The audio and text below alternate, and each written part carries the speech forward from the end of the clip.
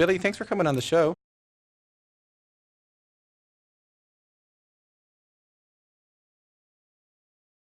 Mm-hmm. I loved the show last night. I went to see you. It was the first time I've seen you play. Thank you. Yeah, it was wild. Well, I tell you what I liked about it, and I'm going to get a little nerdy here. Go ahead. But I really love sing-alongs. Like, I grew up with... Dude, my shows are just karaoke night, for real. I grew up with a family that we used to just get guitars out and we would just sing songs together. And when all of, like, my extended family, all my aunts and uncles would come over, we'd all sing songs together. And then when I went to shows, people just kind of stood there with their arms crossed and listened to people emote. Your shows are just sing-alongs. I'm telling you. I basically could just not show up and the show could go on. You could do a hologram. You could. I could. It's weird. Like, I've done shows where I had, like, laryngitis or, like, I just didn't have a voice at all and nobody knows because I could just, they're singing it for me. They don't even hear me. When did you, I know a lot of musicians who say that it was a turning point in their life when they were on stage and someone started singing back their lyrics to them for the first time. Do you remember the first time that happened to you? Well, okay, so when was this? This was like 2016 in like the summer, I believe, or something. I don't even remember. It was a while ago. Yeah. Before any of this really. Like, we had Bellyache and like Ocean Eyes and 6 Feet Under out. There was like this festival called Crossed, and I was supposed to play at like 12 p.m. Right. Where's this in California? In like San Diego or something. Right. And I remember like I believe there was 8 people standing on the grass. It was like, it could have been like thousands, but it was like 8 people because I was nobody. And I remember like 2 girls were only singing the lines of the chorus to Ocean Eyes, nothing else. But I had never experienced anything like that, and I almost cried. From 2 girls singing only the chorus from one song from my whole set out of 8 people on a big, huge field. So then I remember after that thinking like, wow, I wonder what it would be like to like have a whole crowd singing along. Like, that'll never happen. And then somehow shit happened, man. I think the first time it really like happened was my first headlining show in London. Me and my brother just cried. Like, we just like heard everybody singing all the lyrics and we just like cried. It was crazy. It was such a moment. Because there's an implicit like empathy there. It's like when they sing, because these are, I don't want to, this is the first time you're hearing Billie's music. These are personal songs. These are sad songs sometimes. Yeah. And I think when one person sings, 2 people in a field, I understand why 2 people in the field singing it back to you meant something to you. Because if there's 2 people going, yeah, I get it. I also feel this way. And then for like whatever it was last night, 1,000, 1,200, 1,500 people to sing it back to you, it just amplifies that. Yeah. Like, I mean, I played Music Midtown in Atlanta like a month ago. And that was like 40,000 people singing my songs. What? Yeah. What? Like, what? It's crazy. I think what I like you're using a steel straw. It's cool, right? Yeah, that is Save cool. the planet, man. You're goddamn right.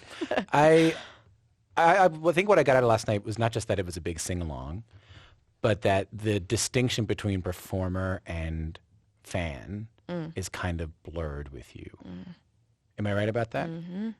I try as hard as I can to like not be anything more than they are, like we're all equal, like that. I talk about it all the time. I don't like the idea of a paid meet and greet even, because that puts me on a different level, and like it automatically does, and I don't want to be on a different level. I know it's like, I understand it kind of has to be that way at this point, but it's like, there's, when I show up to a venue like early in the day and there's like hundreds and hundreds or thousands of kids waiting outside, like that have been waiting there overnight or since the morning or whatever, like they're all like, it's weird. It's weird because they're all like my age. They're all kids that I would be friends with. Yeah.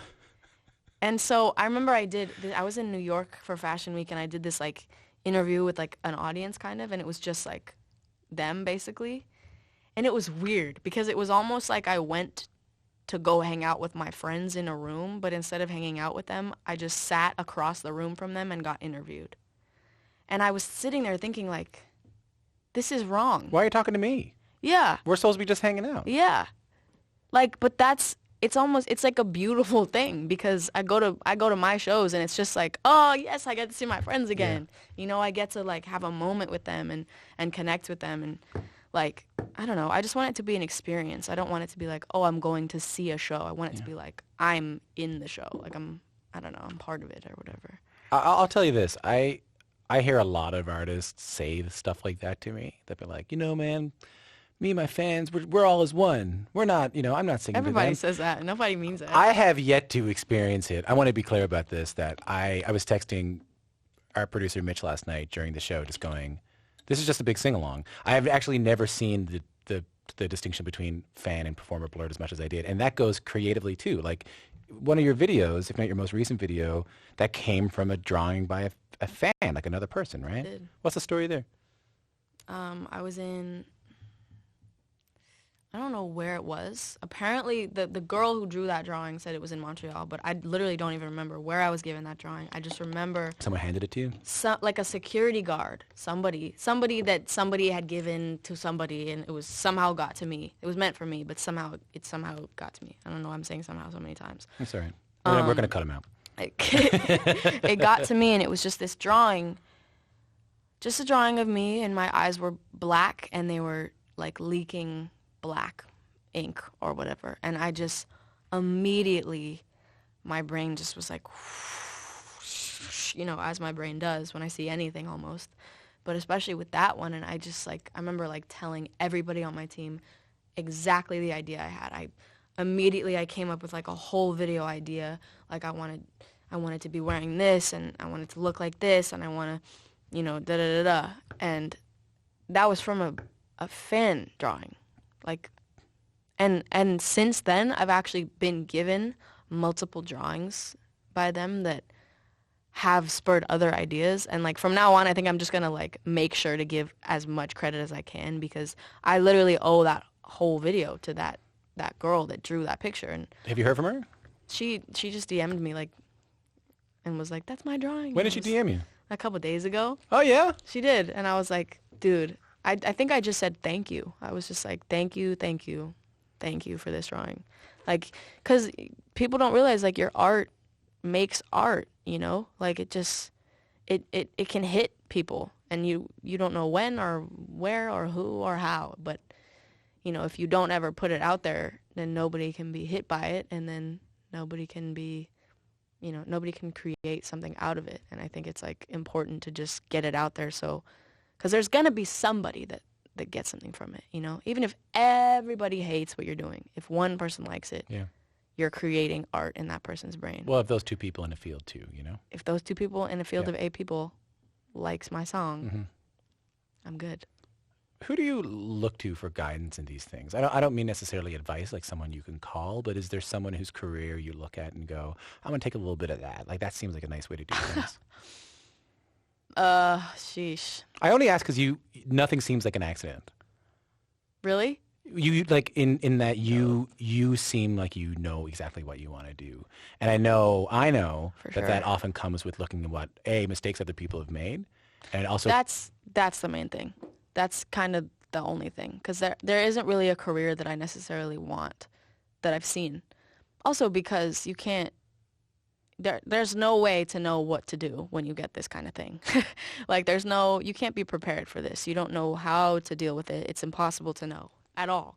And I feel like everybody who's gotten to have this kind of experience that I'm going through right now is like just trying to figure it out for themselves and see what works best for them, you know? And it's different for everybody, but the thing is that I grew up in a time where like the internet was so there, you know, and now it's even more, but like even growing up, it was like, I remember watching like, you know, celebrities like meanest moments or like scandals. And like, I remember seeing all these things that artists would do that people hated. So I grew up knowing what not to do kind of, or what to do, or what people are going to react with. like you know? what? Give me an example of something. I mean, if you can.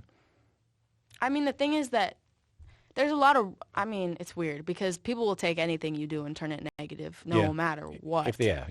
But like I just grew up watching like like shadiest diva moments, you know, or like why people are problematic, which is just like ridiculous that anybody feels entitled to say that about someone they don't even know. Yeah.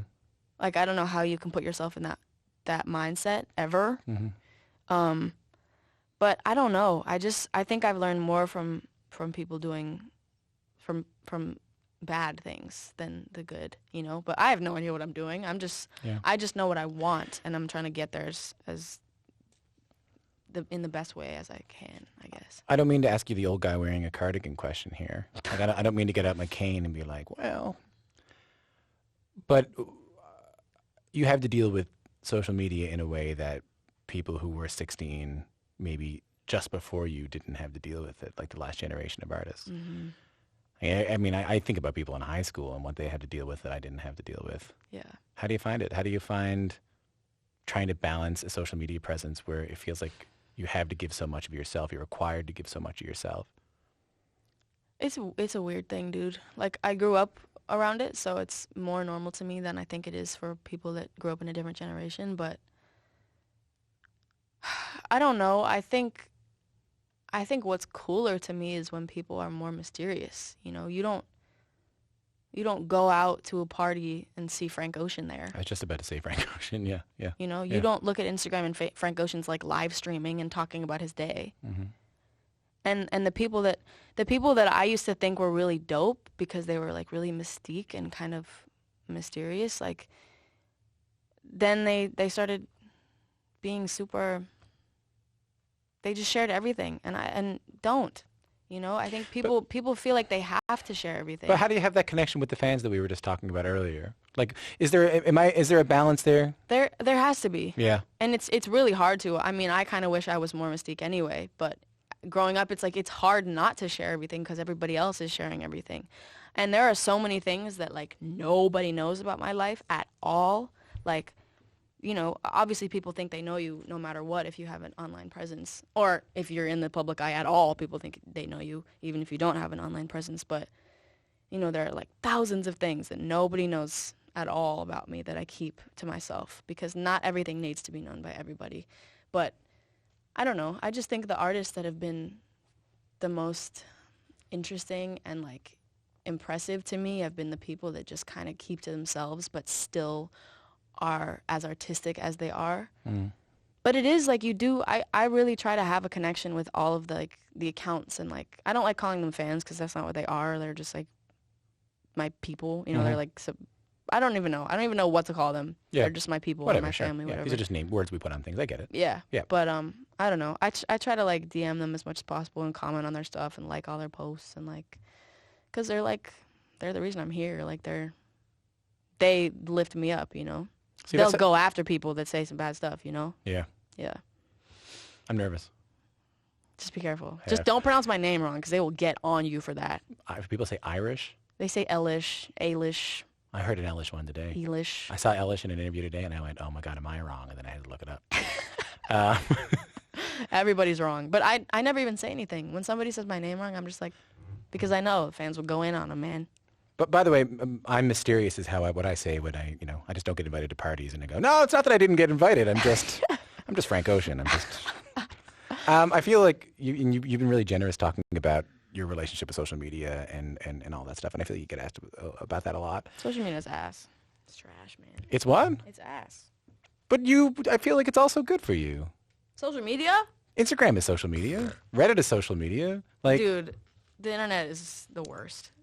I mean, like, the internet made me at this place, so it's like I'm thankful for that, but it's like, dude, that place is poison. Yeah. Poison. Nobody does anything real anymore, man. And I'm even guilty of it. Like, do you mean that when people do things, they do it and make sure they get a picture of themselves while they're doing it? If there's no picture, it didn't happen. Right, that's why I'm on the radio. I'm telling you. So you're not crazy about it. That's interesting to me. I'm not. You get that it's interesting to me. Yeah. I mean, it's really impressive. Like, good for you. You created this website where you can do all this stuff and say whatever you want about anybody at any time ever. But I don't care. I don't want to hear about it. Fame freaks you out a little bit? Bro, of course it does. That Yeah. shit is terrifying. But I'm going to die one day, so it doesn't really matter, to be honest. What If doesn't? everything, nothing matters. Dude, like, that's like what I say about everything. Like, I think some stuff matters. nothing matters. Love matters. It matters while you're there, but eventually you're dying, and then nothing matters, and whatever. Like, But meaning is what you create. We're not going to get into a Nietzschean argument here, but all we can do is try to create the meaning that we have in front of us. no, you're right. Yeah. I just think something that makes me just, I don't know, makes me feel, I don't know if it makes me feel better or just like warmer or it just keeps me up is, Yeah. which is a weird thing. I know what you mean. It is a comforting thought. The fact that I'm going to die one day Yeah. and that everyone around me is going to die and no one will remember me after a certain point makes me feel so good. Like, because I could do the best thing in the world and nobody would remember it ever, and I'll die and it won't matter, and everyone else around me will die and it won't matter. Or I could do the worst thing in the world and that won't matter because I'll die eventually. So you don't really have to worry that much. That's Obviously, beautiful. don't hurt anybody. Don't like But harm that's yourself. yeah, and that's stuff. nice to hear. I think more people need to think that way. I think about it all the time. That's like the remedy to anxiety, you know? Yeah. How Die about, one day. anyway, so I was going to say, people ask about social media a lot. How about musically? Like, I feel like you're really, really interesting musically to me. Like, Oh. where do you want to I go? thought you meant the app. Oh my god. What's Go Musically on. the app? Doesn't matter. Not even gonna start. Is this one of those things where you throw the birds? He said what? I'm joking. Throw the birds. You know, the birds app. Angry Birds? From Yeah. like 2009? Yeah. I was trying to do a joke. Did the joke not work? He was trying to do a joke. No, you're good. Thanks, bud. That's what the internet's going to come after me for that right now. And then, how dare he talk about Angry Birds? to Oh, Billie man. Eilish? Where do you want to go musically? I feel like every song is a little bit different for you, and I feel like every song is pushing it a little bit further. Where do you look musically? I kind of have this thing, at least right now, where my like mental is like I just want to make exactly what I want to make when I want to make it, which sounds really broad and weird, but like let's say tomorrow I wanted to make a song that sounded like blank, or the next day I wanted to make a song that sounded like something else. Like I don't ever want to fit into a box. But like what? I'm Ever, curious ever, as to what you're listening to that's inspiring you. Oh, you are? Yeah. Dude, I love music, man. I listen to can tell. so much. Like it's weird because I meet people that like only like certain kinds or Yeah. like they just can't vibe with other stuff, and I can't even imagine that. Like there's so many different kinds of music. I love hip hop. I grew up on it. Yeah. I love alternative. I love like R&B and like all these, but I don't even like calling them genres because if it's a good song, it's a good song. Like I don't know why you got to put it. Oh no, I'm not talking about that. I just when I went to the show last night, all I could think was, this is really, I guess, okay, sorry. All I could think was, this is a cool sing-along, and I'm enjoying myself, and I'm older than everybody else. But the thing that I really thought was, this is really stunning music. This is really well-played music. This is in-tune singing. This is you. high-level musicianship. This is a really interesting chord progressions. Thanks. Yeah. But I want to know, I want to know who inspires you musically. Is that a boring question? I mean, I just don't know how to answer it, dude. Because I'm like, you're really asking me questions and like actually want to know the real answers instead of like what I've been trained to answer with. What have you been trained to answer with? No, just like what I've gotten good with repeating. You know, There's I a get certain just interview pattern, right? a certain question, and then I just am like, oh, I'm gonna answer it with that answer that I've answered like 400 million times. But How I does like it- that you actually want to know what I actually How think. does it feel to be 16 and all that kind of Yeah, stuff? all that stuff. Okay. I have all those answers memorized. Don't even worry about it. Well, let's get rid of that and give me like a couple of artists that you love. Right now, Yeah. I have gotten a lot of inspiration from Moses Sumney Mm-hmm. and Smino Mm-hmm. and LaKaylee 47 and Tierra Whack.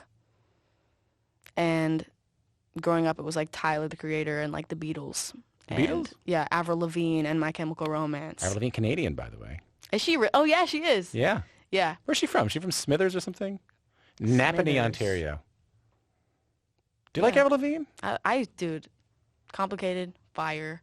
I'm With You, fire. Skater Boy, fire. Yeah.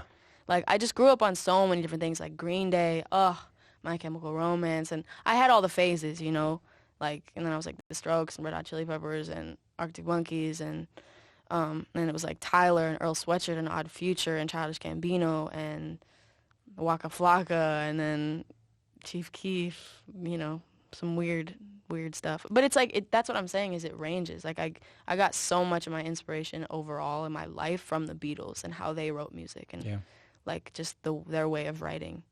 I don't know.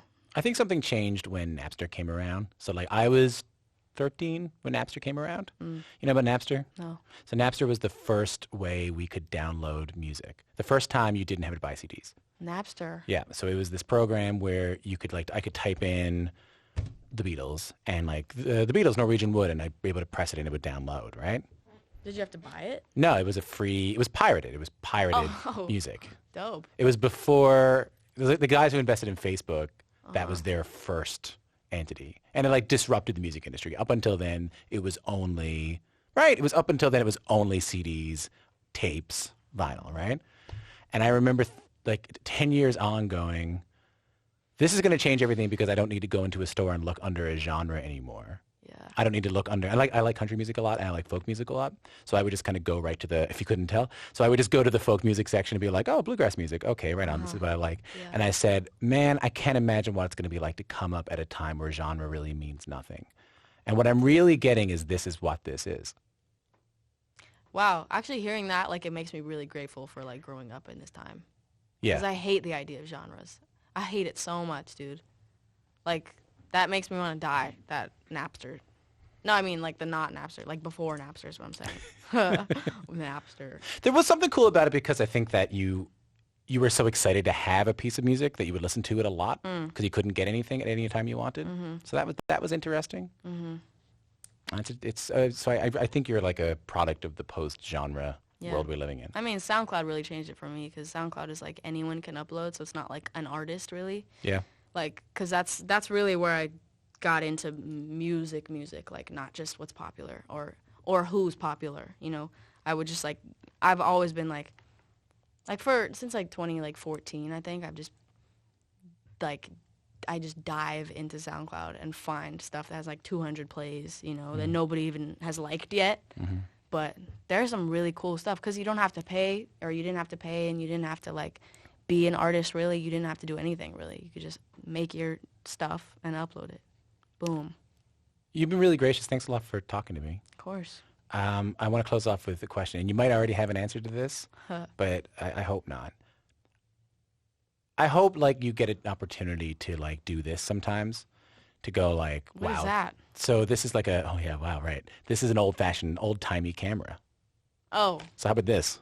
Do you want me to take a picture of stuff? Yeah, that's what I want you to do. No, I wonder if you get the chance to take a mental snapshot of how amazing things are. Like all these amazing things you're doing. So I was hoping you could give me. Oh, no, I'm wrong. Like you do. I mean, not to say that you're not grateful, but like, holy shit, I'm on stage in front of all these people. It's crazy. Yeah. It's insane. So can you give me one or two moments from the past year or two that stand out to you? Music Midtown. Insane. That was the New York thing. That was in Atlanta. That was in Atlanta, 40,000 people in Atlanta. Yeah. All just like hype as hell, just jumping around. Like that's all. I cannot have a show where people aren't moving. Like I can't stand it. It makes me want to scream. Atlanta, Midtown. Gov Ball was really cool. Governor's Ball. That was kind of like the first of the festivals this year. The first like, wow, people actually care about me. This is insane. And I really just had a moment. I was just in shock. Like there are some moments where I just can't even breathe because it's so like unbelievable what I'm looking at, you know? I don't know. There's been so many moments. I don't know if I could really pinpoint as many as I want. Yeah, it's nice to hear. I mean, there are people who are your age in the music industry who it seems all very, and it seems very normal to them. Of course, this is happening. Yeah. You know what I mean? Of course, there's this many people out because I'm not of course at all for me. Yeah, dude, at Gov Ball. Yeah. Why it was so amazing was because I was backstage and the whole morning I was like, nobody is gonna show up at all. Because that's what I expect. I don't know why at this point that's what I expect, but it is. Yeah, no, I think we all do that. Yeah, and like I showed up and they were like, dude, it's crazy. I am so grateful for those kids, man. Like just the shows, like it's crazy. Thanks for talking to me. Thank you.